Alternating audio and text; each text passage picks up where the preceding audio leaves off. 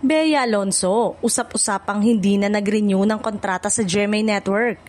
Usap-usapan ngayon sa social media ang balitang hindi na raw nag-renew ng kontrata si Bea Alonso sa GMA. Maraming netizen ang nagbahagi ng mga post at video na nagsasabing tapos na ang pagiging kapuso ng aktres at posibleng bumalik na ito sa dati niyang home network na ABS-CBN. Gayunpaman, wala pang opisyal ng pahayag mula kay Bea Alonso sa GMA Network hinggil sa isyong ito.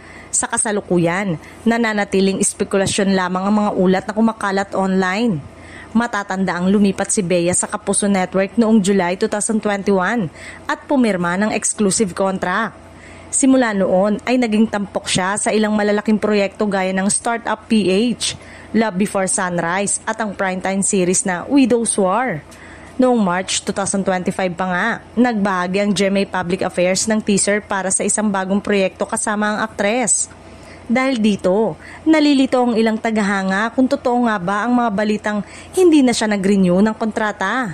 Hanggang sa ngayon ay wala pang kumpirmasyon at tanging si Bea at ang GMA lamang nakakapagbigay linaw tungkol dito. Para sa kanya, mga supporters, mananatiling abangan ang anumang opisyal na anunsyo mula sa aktres o sa Kapuso Network upang malaman kung saan nga ba patutungo ang susunod na yugto ng kanyang showbiz career.